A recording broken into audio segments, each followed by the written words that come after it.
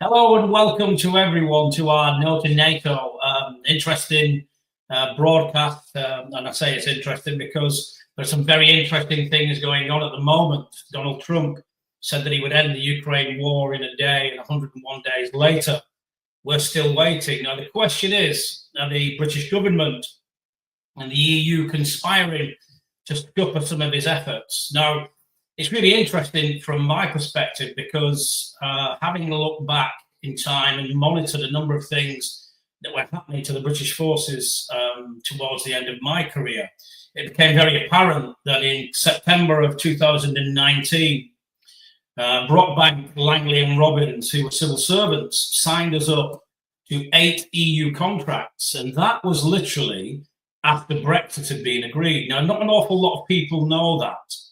And of course, it was pretty much sideswiped by a number of politicians who didn't want it to get out into the open. You had Lord Blackheath in the House of Lords trying to raise awareness around this because what he understood was that this meant that we no longer had a sovereign force. Now, the interesting thing is that contract came live on the 1st of January 2021. Major General Campbell, who led British forces into the Falklands conflict, also tried to stop this and raise awareness around it, but it was silenced. So no surprises that when people start to talk about Starmer reconnecting us to the EU as if it's the norm, well, it is the norm really, because when that contract came live, we lost our sovereignty. We no longer had the capacity to purchase any of our own armaments, and of course, the knock-on effect of that is that we are no longer sovereign, and Starmer is trying to make us believe that this is news. Well, when in fact it's retrospective honesty. So we no longer have a sovereign force that serves the UK and is tasked by the UK. They are now tasked by the EU and utilised on every level of that agreement and that strategy. But of course, that's a story in its own right. And today we're joined by two fantastic guests to discuss all of this and much more. We've got Dan Kovalik and Patrick Henningsen. And Dan is a lawyer and a professor and author. And our good friend Patrick is a broadcaster of the 21st Century Wire. So without further ado, can I first introduce Dan? Thank you so much for having me. Really proud to be here. Now, Dan, is there anything you want to say about yourself before we get into a couple of questions? Is there anything that you think we should know? Well, since we're talking about Russia, I've been to Russia 5 times in the last 3 years. I've also been to the Donbass 4 times. I've been to Crimea. So I have, I think, a good basis of the knowledge and of the things I talk about. And Dan, do you think that Trump has helped to avert World War III from a European perspective? I'm sorry, can you repeat that question? Do you think that Trump has helped to avert World War III on this European front? Do you think he's going to avert World War III? Well, I would like to think that. I mean, he was certainly elected on a platform where people thought he was going to prevent World War III. By the way, I do think up till now, if I'm not mistaken, I don't know if it was Putin or another Russian leader who said he felt that at least Trump till now has averted World War III. He thought Biden was kind of pushing us towards that. So that's the Russian perspective up till now. However, we do see that Trump officials are saying that they're getting impatient about the negotiations with Russia. They may back out of those discussions. So I'll be honest, I think it's a 50-50 question whether he's going to help avert World War III. If it's up to Europe and the UK, we would be in World War III, it seems. But I think that way. Yeah. I think the Trump administration is divided within itself on issues like that. And so I think this is where protests, this is where public action can make a difference, because I think it could go either way. That's my view. Absolutely. And some people say that protests are a waste of time, but I believe that one of the reasons that they try to stop them is because they're anything but a waste of time. I mean, would you say that you've seen a noticeable difference on how the media covers Ukraine since Trump took office? I do. I think that they're more critical of the Ukraine war. I think they were taken aback a bit by how Trump treated Zelensky when he was at the White House, and I think it kind of was a reality check in a way for the media that we didn't have to be Zelensky's kind of lapdog here. Um, and I think to the extent now that Trump is having popularity issues, which he has the lowest poll numbers of any president in the last 80 years, for their first 100 days. Mm-hmm. And lower poll numbers, including than himself for his first term. And I think to the extent they are low, one of the reasons is people feel he has betrayed his anti-war promises, particularly in Yemen and Gaza, and to a certain extent in Ukraine. And so I think the more people let their voices be heard on this issue, the more of a chance that he will seek peace in the Ukrainian theater. Yeah. And do you feel there's an acceptance amongst the fourth estate, the mainstream media, that the end of the war might be coming? Do you think there's an acceptance of that? I think there may be more and more. Yeah. I think there's divisions within that, of course. But yeah, I do think more and more they see that it's a dead end, that Russia will win if a peace deal isn't made, that Russia's just going to win anyway. I think they no longer can convince themselves that Ukraine can win this thing, and again, I think the truth finally was outed. I mean, I just think they can't deny what that reality is anymore. They've tried very hard, but I think they're starting to see what that reality is. And of course, I don't know if you've heard about it, but talking about the media, we just had some breaking news that the journalist Jay Bowes has been detained coming off a plane in Bucharest in Romania and has been arrested. Now, this comes on the back of a number of other journalists and commentators such as Craig Murray and Kit Clarenberg and Richard Medhurst. They were also detained under similar conditions. What is your perspective on that, Dan? I'm very troubled by this. I also have a friend, and I won't mention my friend's name, who's an activist in the UK, dear friend of mine who had to flee the country because they were going to be arrested if they didn't do that because of their Palestinian activism. So it's impacting a lot more people than we even know, I guess is the point. And it's very scary. It's very troubling. The West is showing itself not to be so free, right, anymore. I think it's always been free to the extent it could get away with it. That is to say, if it could cajole people and in the words of Noam Chomsky, manufacture consent for war through propaganda. But the propaganda is not working anymore.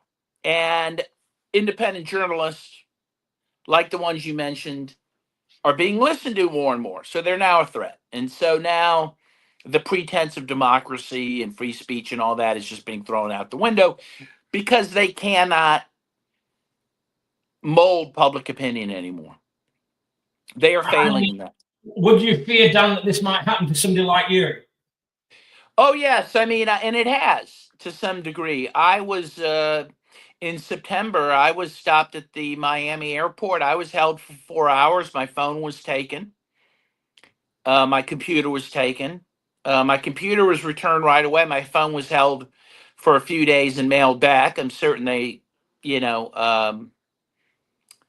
copied the entire thing. So there's no doubt that this is going to happen more and more. I mean, a lot of us in the U.S. who travel a lot, I'm one of those people, now have to think a lot about traveling out of the country because we know we have to come back. And what are we going to face when we come back? What's really happening at these border crossings, even though airports could only be called virtual border crossings, right? Is that they're using the customs and immigration officials to get around people's constitutional rights, right? They're doing things to people they could not do outside that border area. Again, take their electronics, hold them for extending periods of time without allowing them to talk to a lawyer. And it's becoming more aggressive. They've decided that they're going to use this tactic to shut down conferences, right? Like the Palestinian conference in Germany, where even you know, high-ranking political officials were not allowed into the country for that conference. And again, people not allowed to travel into a country to cover what's happening there as journalists. You're going to see more and more of that. You know, I say a lot. You know, we used to say that the world is getting smaller, and what we meant by that was it's easier to travel around the world to other places, see, you know, different countries and meet different people. Um, we've seen in the last number of years the world getting bigger, right? You can no longer directly travel to Russia from the West. If you go to Israel, Palestine, you can't travel freely within there. For years, you could not fly into Syria. You had to fly into Lebanon and drive, you know, across the border there. And now, if you're a journalist, if you're someone with opinions on social media that are not popular, you may not be able to travel freely at all. Yeah. Right? So our freedom of movement has been greatly restrained. Well, and you know, freedom of expression, because even when I look at, if I go back to 2021, when Ofcom in the UK said that no one could actually go against, no mainstream outlet could go against the government narrative as it was then. And when you look at some of the inquiries that have taken place, you can see some of the lies that have been told. So Dan, thank you for that. Don't go too far away, because we've got some more questions for you that we're going to ask in a moment. Yeah, let's now have a chat to Patrick. Welcome, Patrick. It's great to be with you, Michael. And of course, Patrick, you know, a lot of us believe that Trump's position in the Middle East is deplorable, to say the least. But he's doing a decent job on trying to end the Ukraine-Russia conflict. What's your perspective on that? It's a bit of a difficult one. You got to separate the headlines and the rhetoric and the sort of, you know, attention-grabbing stunts and tweets. You remember, you've got a president and administration here that's running ad hoc, you know, impromptu foreign policy off of social media, which is something we've never seen before. And he pivots literally every 24 hours, and you never know what's going to be said or what the change in position. You know, it's difficult to say. So, you know, the way I look at this is Donald Trump is really, on the foreign policy front, raised expectations before he came into office, and that was successful in getting people to vote for him, because a lot of you know, original MAGAs from 2016, the anti-war message is quite strong with them, and libertarians. A lot of some of the people that supported him right the way through, you know, his entire political career, which is not very long now, only 12 years or whatever.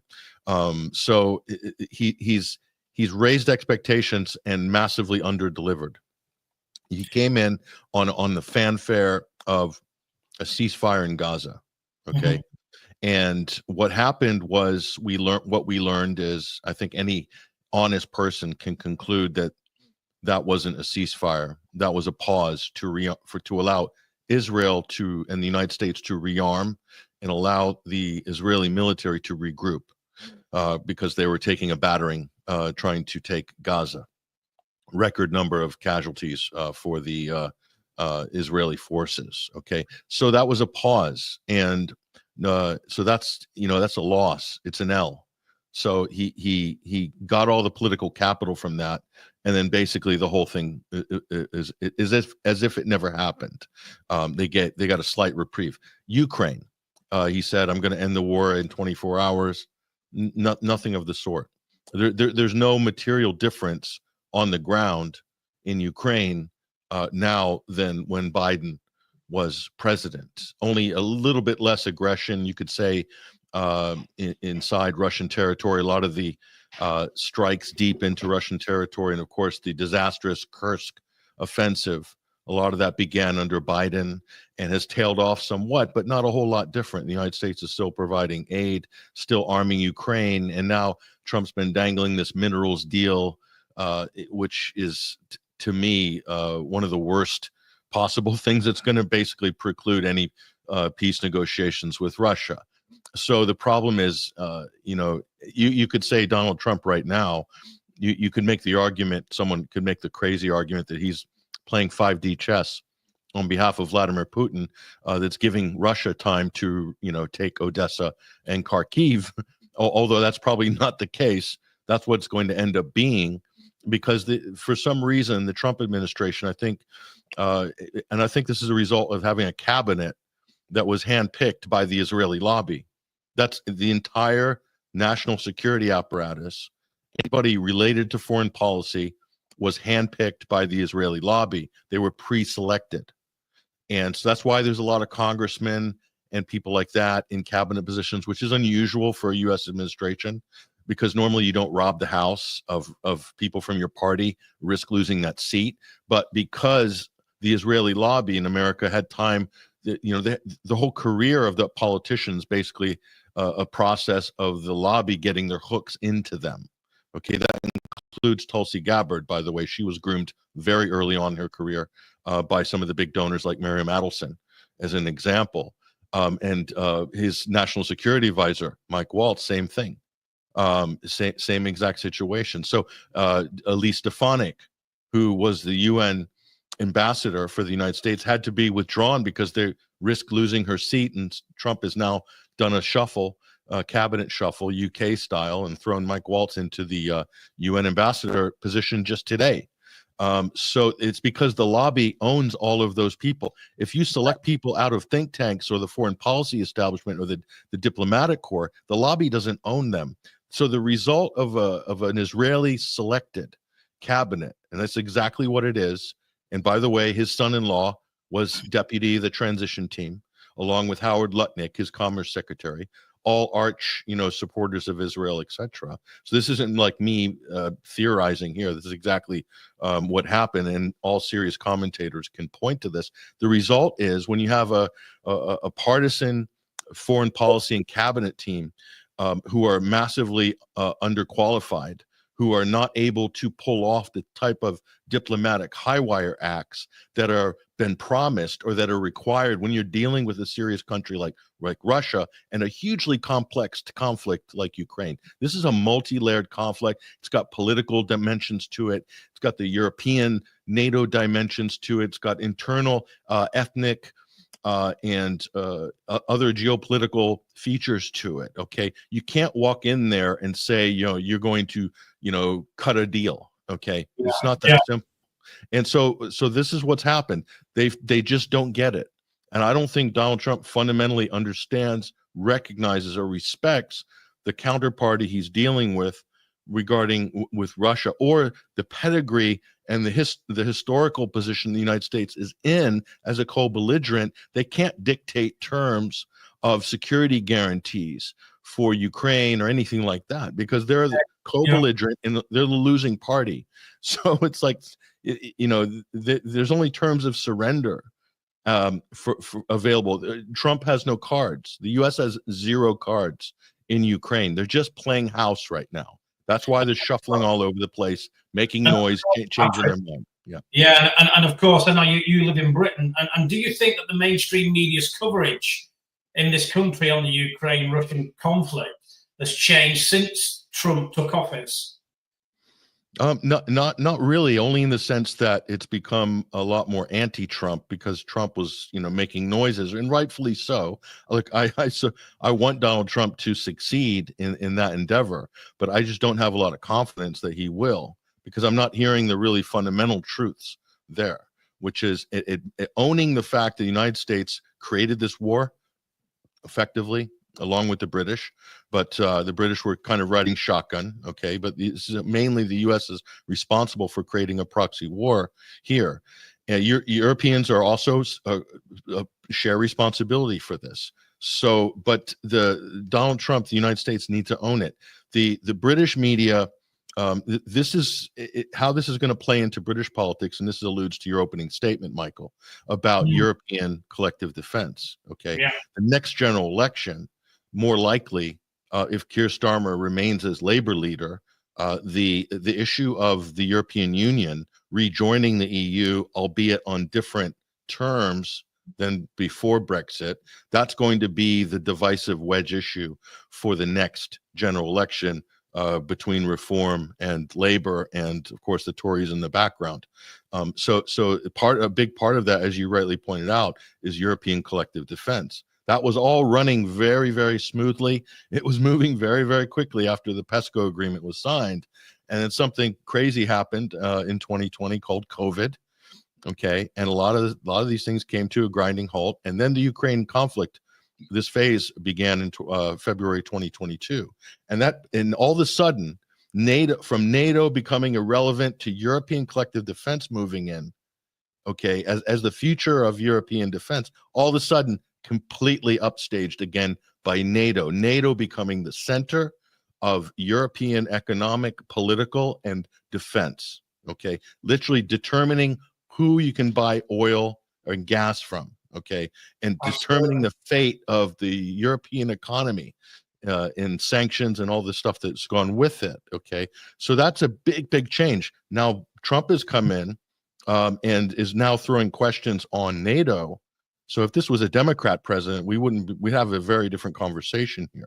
NATO is, I will argue that, for Britain, the British have never had real sovereignty in terms of defense anyway, because they've always been half occupied by the United States. The nuclear deterrent in Britain is US controlled effectively, and they kind of go where America wants them to go. But the danger would be if the United States pulls out of NATO or decides to recuse itself from European defense in the central role. This leaves a vacuum open, very dangerous vacuum for an outlying European country like Britain to move in and cause all sorts of mayhem and trouble.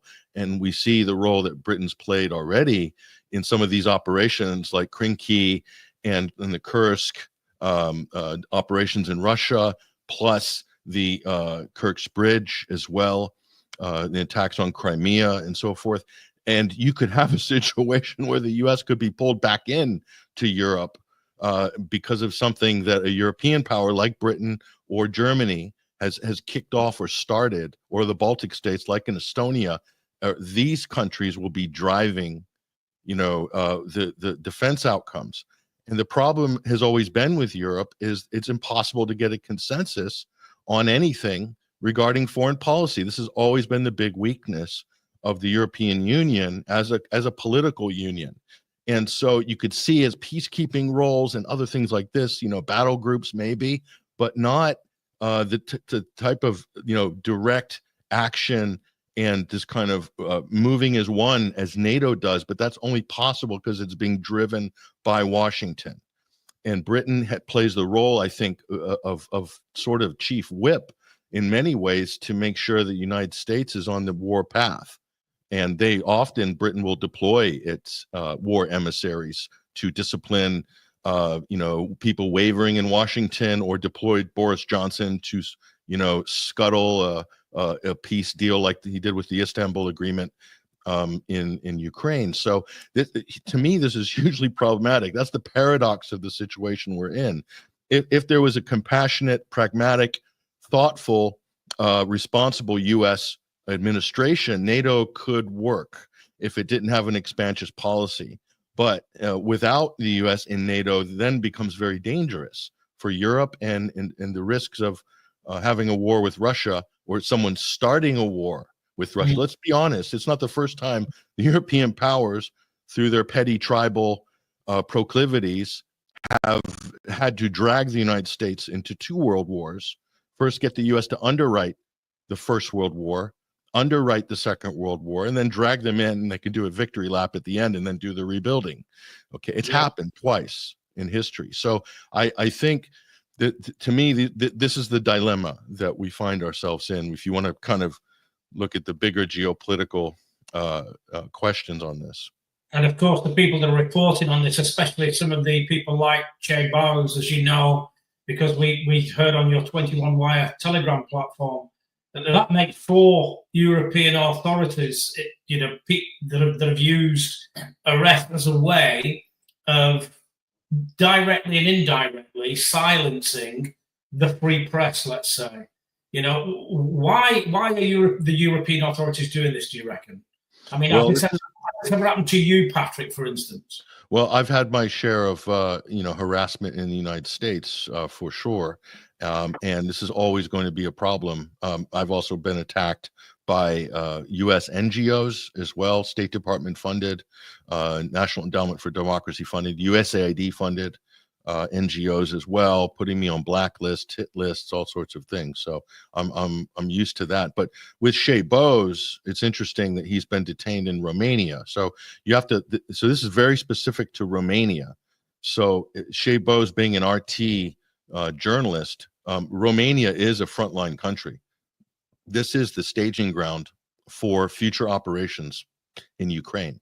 This is where all the money is being plowed into for the Southern Front, for a huge new base facilities that are being planned and built there.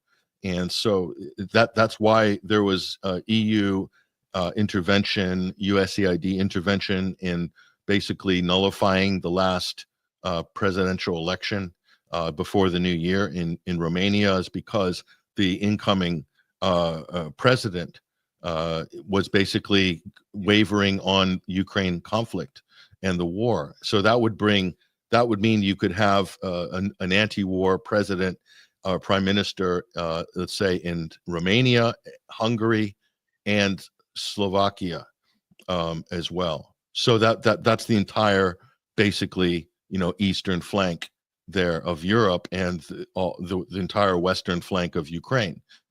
So this is just unacceptable as far as NATO intelligence goes, as far as probably British intelligence as well. And in the United States, even under Trump, our CIA would probably not like this type of coverage that Che Bowes would be making from Bucharest, as an example. So they've clearly stopped him to prevent him from being on the street there, doing vox pops, talking to people about their opinions, things like that, because this is a lot about a narrative war, and controlling and managing the narrative is the number one thing in this 5th generation warfare environment that these people believe they're in. And really they've criminalized opinion and dissenting opinion. That's what effectively they've all done. And they've packaged it up in this war on Russian disinformation and put all these fancy academic shrouded in all this sort of stupid language and conferences on disinformation. All it is a war on dissenting opinion. That's it. And of course, Patrick, I'm a great believer that if your television is more influential than your capacity to read, then there's probably going to be some problems along the way. Patrick, thanks a lot for your input. Please don't go too far away, because we're going to be coming back to you in a moment. Dan, I don't know if you're aware, but Russia has declared a 3-day ceasefire to commemorate the 80th anniversary of World War II, urging Ukraine to do the same. Now, there are some people out there that are telling us that Ukraine might try to scupper the Victory Day commemorations in Russia. Yes. What is your take on that? What do you think might happen? Well, it's very concerning, obviously. By the way, I was at the May 9th Victory Day celebrations in Leningrad. I still call it Leningrad.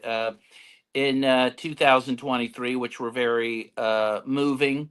And there were concerns even back then Ukraine might do that, and I think in the end there wasn't, I think that didn't come to anything. But look, I think that's a possibility. I think it would be incredibly symbolic if they did that, given the fact, of course, it's a fascist government running the show in Ukraine and is aligned with neo-Nazi groups there. So makes sense they wouldn't be happy about a celebration of the defeat of the Nazis, right? There's a huge irony here. I don't know if people see that. Um, and I think they feel that the West would be okay if they did that. The EU is, says it's going to sanction leaders who go to the May 9th celebration. I think, if I'm not mistaken, they've threatened the Hungarian president in particular, maybe the Slovak president as well. So I think, Zelensky feels like if he did something like that, if he tried to attack Red Square during the celebrations, that the West would be fine with that. So I'm sure the Russians will be in high alert. Recall that, and I was in Crimea at this time, when Ukraine did have some successful drone attacks on the Kremlin, if you might remember that. They didn't amount to much, there wasn't much damage, but they got a few past the goalie there, so they may try that sort of thing again. Cool. And of course, it looks like Britain and the EU were trying to prolong the war. How was that being received by the US politicians and the media in the States? It seems to me that they're fine with it. I mean, look, the media has been promoting the war in the Ukraine since before it began. So I think, they see Europe and the UK as the good guys in this, as the ones who are standing by NATO, while they are critical that Trump may be trying to break up NATO. I don't know if you know this. It's very interesting. There's actually the biggest anti-Trump protest movement in the U.S. is called the Hands Off movement, and one of the things they want hands off of is NATO. That is to say, they're anti-Trump and therefore pro-NATO. I mean, it's just, you couldn't make this stuff up. You could not make this stuff up. So, can you see an imminent end to the war, and if not, when and why? well, I think the why, I think, is easier in this case. Usually, why is the hardest, but I think in this case, it's going to end when Russia defeats Kiev. I think that I don't think there's going to be a negotiated settlement, because I don't think the West will agree to what Russia wants, or what Russia feels it actually needs. But I think it will win, and then it will, as has been said, it'll be a surrender, right, by Ukraine. It won't be a peace deal. Now, the when is much harder, obviously.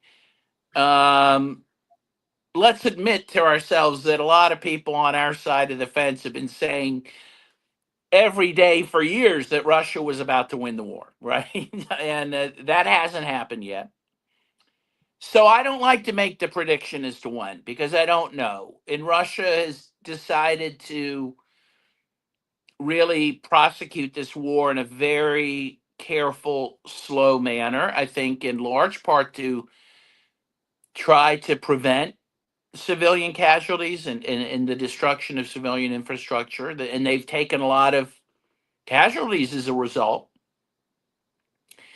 And it doesn't appear Russia's in a hurry to win the war. I mean, they're willing to be patient and to grind the Ukrainian army down.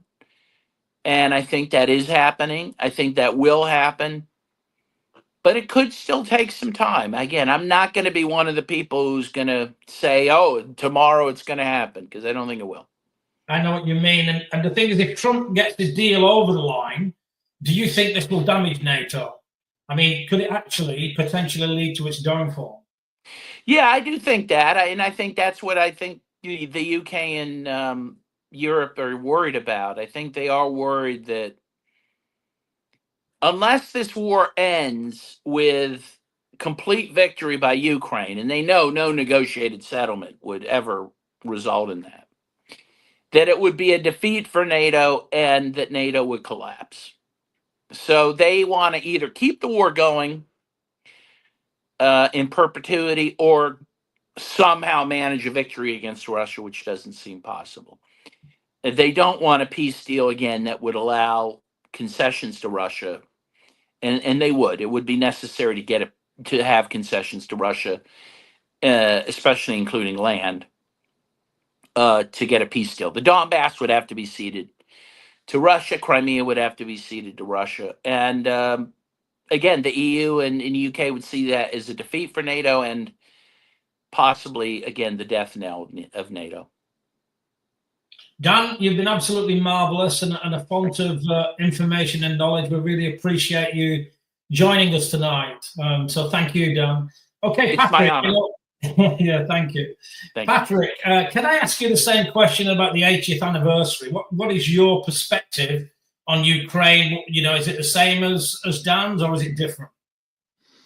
I'm thinking of a lot of other, a lot of different things. The history, of course, from our perspective in the West, I think one of the main lessons to take away from this is a lesson that you seldom hear articulated by any Western experts, war experts, or people in, the punditry class, is this kind of lack of respect for our history vis-a-vis World War II, especially when they're talking about great battles that have taken place in Europe and during the Second World War, especially. The first, as an American, what was drilled into my mind in school was, Normandy, the Battle of the Bulge, and these are the sort of main, pivotal battles that determine the outcome of the Second World War. But that's not the case. It's the Eastern Front that really made the difference and broke the back of the Wehrmacht, of the Nazi war machine. And of course, the losses taken by the Soviet Union, by the Red Army in that, and these massive battles like Stalingrad and also Operation Bagration as well. These are the pivotal main battles that determine the outcome effectively of the European theater, or at least to determine the timeline of it at the very least. So that means a lot. The losses incurred by the Soviet Union, it means a lot. It's much more symbolic and much more front of mind for people living in those eastern regions, and completely written off by people in the West. So those battles are fought on the exact same places where the fighting is happening now.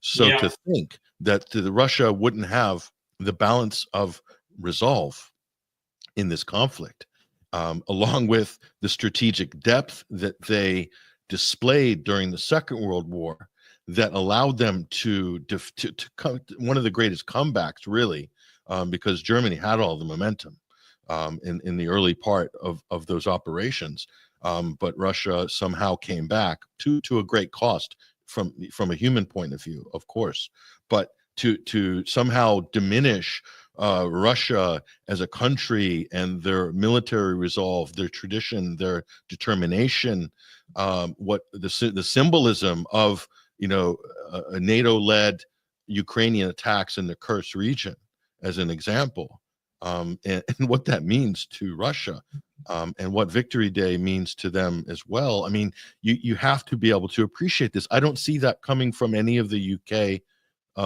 members of Parliament, or any of the media, or the Times Radio, or some of these claptrap. The Telegraph is another example. These are just propaganda outlets, mainstream propaganda outlets, that they seem to have a different World War II history that they're looking at, and that informs their present day biases, and I think is one of the fundamental reasons why Europe, by the United States as well, do not appreciate their history and have got themselves into an unholy quagmire in Ukraine, and they can't get out. They're still deluding themselves, saying, "Oh, we're going to make a peace deal. Oh, we're going to do. Oh, Ukraine's going to win." Europe saying, "Oh, we're going to make sure Ukraine wins and Russia loses." That's the European position. So none of these people learned anything clearly from history. They don't have the living memory at all. There's nothing left for Europe to think, to be able to drag their populations to the abyss that they are staring down right now is unforgivable. Because what the Europeans are doing, and this isn't just with Ukraine, This is also with the Middle East. This is also with what's happening in Gaza. They're effectively, potentially, they're sentencing the next generation to some sort of unholy backlash or blowback for things done by this generation. Okay, you don't know how long the time horizon is on these sort of events, and sometimes it's multiple generations before revenge or the scales of justice are balanced out, and it's just unforgivable in that sense. Germany, especially. I mean, the UK, yes, but Germany still arming Israel, still supporting the genocide. You know, so the country, the population, the politicians are so into, and it's Ukraine's the same. Liberal values is like the overarching religion. And in order to placate this idea of Western liberal values, they have to atone for their, you know, Germany, for their guilt of the Second World War, right down to the last Palestinian. And quite frankly, right down to the last Ukrainian as well. But for Ukraine, I'll throw Britain and France and the United States and the rest of NATO into that basket. But with the Middle East, it's equally horrific. So, like, where are these people coming from? Where are they getting their ideas that they can somehow have these arm's length proxy wars, and there's going to be no cost to it? The cost will come, but later. And that's not, they don't have a right to condemn their progeny to that sort of an outcome. And of course, if you think about that cost, you know, the longer this war goes on with Ukraine, do you think they will have to make more concessions based on the state of play that you just talked about? Well, you know, you mean European concessions or Ukrainian concessions? Well, both. You know, I mean, ultimately, it's going to start at home, but it's going to have, certainly with the way the EU sees Europe as a collective, I would imagine there's going to be some crossover there. I think it's more than concessions. It's a crushing defeat. That's what they're facing, is a crushing defeat. If just look at the trajectory of where Ukraine was before February 24th, 2022. Okay, look at where their territory was. Look at where the fighting was. Look at the political capital that had been expended up to that point internationally, and now look at where it is. You can't reverse the trajectory of this. It's bad. It's bad for Ukraine. And I said from the day one, and my colleagues like Dan as well said the same, is that the longer this goes on, there's going to be only two outcomes: less territory for Ukraine and less able-bodied men in the population. So they're sacrificing their male population and territory because for Russia, it's a national security imperative. And if attacks are coming from deep inside Western Ukraine or Poland or whatever, just as the U.S. would do if this was happening in Texas or Mexico, they'd have to push that line of the security envelope further and further in order to neutralize the threat and create a buffer zone. And it's exactly what Russia's going to do.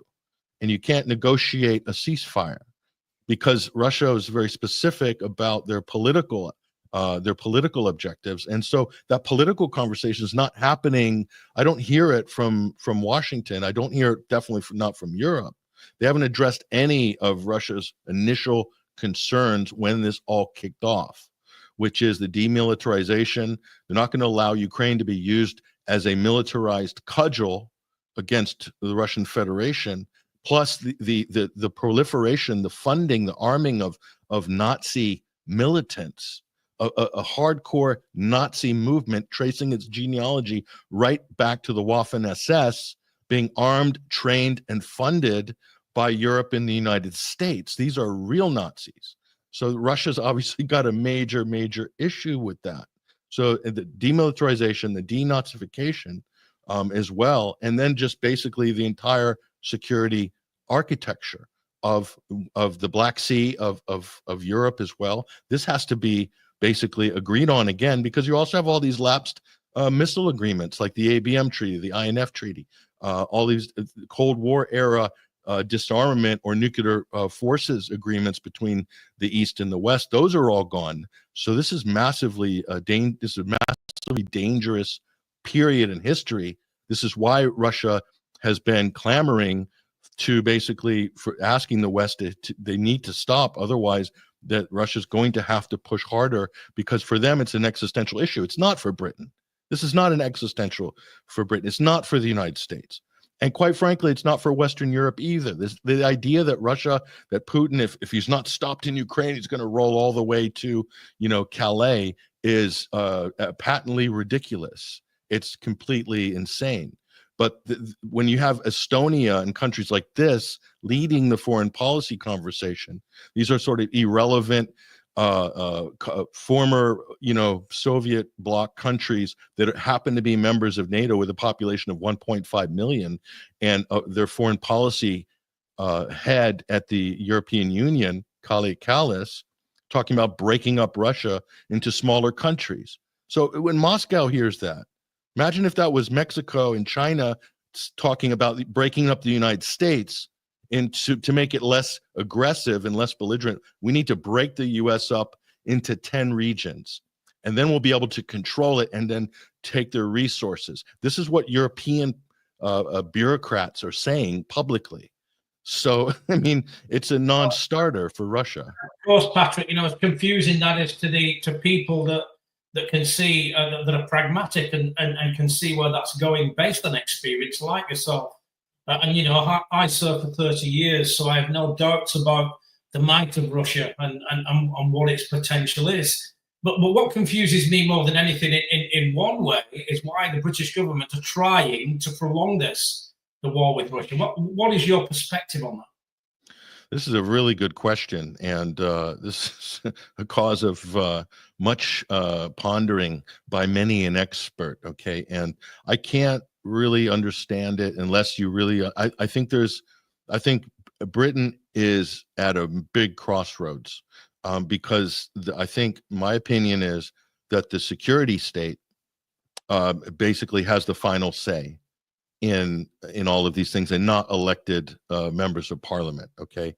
And so what these people are fed at the ministerial level in terms of the ideas and what Britain's priority is, as a special relationship with the United States, is very interesting, because during the Biden administration, you could see that full fusion of Washington and London sort of working as one unit.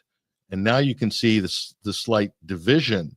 It's almost as if the Trump administration, Donald Trump and J.D. Vance, they have contempt for the Europeans. At least that's what we heard at the Munich Security Conference, and in other comments like that regarding Keir Starmer. So they don't respect Britain or this current government. So, but Britain basically is fighting a war that they have fought for 300 years. Okay, this is from the onset of the British Empire to prevent the unification of the Eurasian landmass, in order to preserve the preeminence of British sea power and a merchant navy and British sea power controlling the trade lanes. Okay, this was always the source of British dominance during that period of history. And of course, the United States then took up this mantle as the sort of number one global power, and this idea of separating Germany and Russia has always been the raison d'etre of Britain historically, and not allowing Germany to face east. That Germany must face west. And I will argue that multiple world wars, were fought almost fundamentally on that basis. And with the emergence of China and the Belt and Road Initiative, then you now have this potential for this Eurasian massive boom in terms of trade and exchange of economic, technological, socially, culturally, and that pretty much cuts the United States out of and Britain in many ways. The Anglo-American Empire is no longer charting the course culturally, economically, politically for the European continent and for Asia as a whole. The United States foreign policy is just riddled with wars and proxy wars to basically maintain this division between Europe and Eurasia, and Europe and Asia, and the Middle East as being an important sort of bulwark. And the destabilization of the Middle East has always been important for that reason as well. And so controlling trade routes, controlling the geopolitical flow of resources, of power, of influence.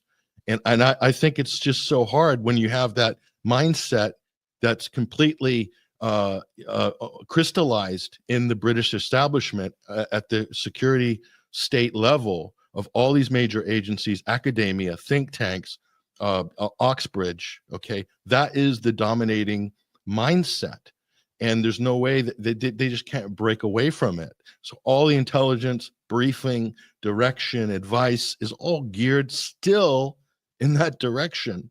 You know, still in that direction. It's so hard to. I think the U.S. and Britain, their biggest fault right now is a lack of imagination of how they can be in the world, how they can be in the new world that is emerging, a multipolar world, how to find their place in it, that's not just about sabotage, about disruption and derailing, that somehow they can find a place in the new emerging world, a more productive place, and thinking about partnerships rather than the zero-sum foreign policy that someone else's gain is our loss. That's my sort of provisional thesis on that. And of course, if Trump manages to get this deal over the line, what do you think will be the impact on NATO? I'm skeptical that there's any deal here anyway. He's pushed this minerals deal this week, and this minerals deal precludes a peace agreement. It's going to sabotage. It's got reparations for Ukraine baked into it. So that's the stolen Russian money that's sitting in Euroclear in Belgium. That's stolen from Russia. They're $320 billion of Russian foreign reserves. That's going to be used as reparations. That's in the minerals deal that Trump has signed. So Trump is desperate to get a win because it's just been a string of losses for Trump in his first 100 days. So this deal, I think, is actually going to be a problem. He's selling it as a win now, but it's basically all it is collateral for future loans to Ukraine. So that it's basically it's giving back BlackRock and George Soros what they had lost, basically, with some security for these big hedge funds and private equity firms, all these people that had their dibs on the resources of Ukraine, but lost all the high performing assets which were in the east of Ukraine, which they will not get their hands on. And there'll be and that's where all the reconstruction is going to happen. All the reconstruction is going to, most of it will be in Russian controlled territory. So the West isn't going to be doing reconstruction. So I honestly think this is a desperate move on the part of Trump, rather than cutting to the chase and actually getting a political settlement that Russia will accept. But they just cannot, with their collective ego between London, Washington, Brussels, and Berlin, their collective ego just cannot accept the fact that they have absolutely, utterly lost this proxy war, and they've destroyed their own economies in the process. And rather than cutting their losses, they're all still doubling down. They think that somehow they can extract some kind of belated victory out of any of this, and there's nothing there. There's nothing. They've sucked this carcass dry, this country of Ukraine. It was sucked dry long before Donald Trump came in his second term.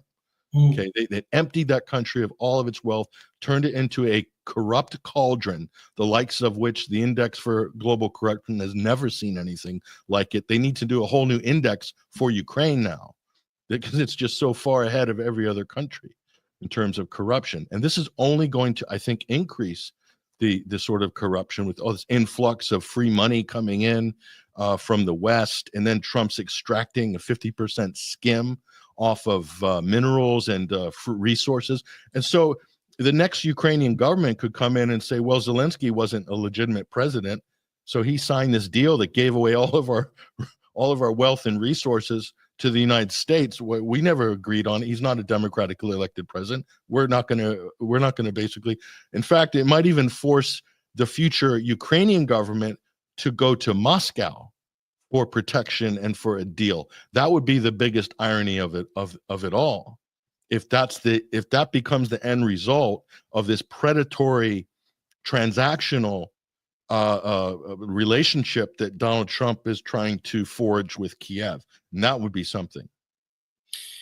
Patrick, thank you so much. I mean, it's really interesting as I look at the UK situation with Starmer and how badly he's doing at the moment. I think prolonging the war gives him another smokescreen. And, you know, the British are fantastic at psychological operations. It was basically the birthplace of psyop, as we called it in the military. Thank you so much for your expertise, Patrick. It's been great meeting you. And I look forward to some future information from you. Definitely. Appreciate it, Michael. Thank you. And of course, you know, with Dan and Patrick, it's been fantastic to get this from two people that have been out there, that have been reporting the truth, that are out there with their perspectives that are not everyday perspectives. You know, it's very difficult, I think, when you have a limited knowledge on some of these topics, and it's always great to hear with those that are very, very well read and can see this from a number of perspectives. And I thank everyone for tuning in tonight to our broadcast. There's going to be many more of these. Of course, we are promoting Victory Day at Bolivar Hall, which is an event in central London on the 10th of May. So if you can get there, go there. I believe that the link to the event is also in the broadcaster view chat, and you can see the graphic on the screen right there. I know I'll certainly be there, enjoying myself and remembering those that have gone before for all the right reasons, respecting what they've done for this country, and remembering that the reason that they gave their lives was so that we could live free. And of course, as we go forwards with the current government and the restrictions that are being placed upon us, that is becoming more and more difficult. And if ever you wanted an example of that, you only need to look at the arrest of Chris Bowes, Che Bowes rather. So tune in next time, and we look forward to everyone joining us for the next broadcast. And for everyone, I wish you a very, very good and fond farewell.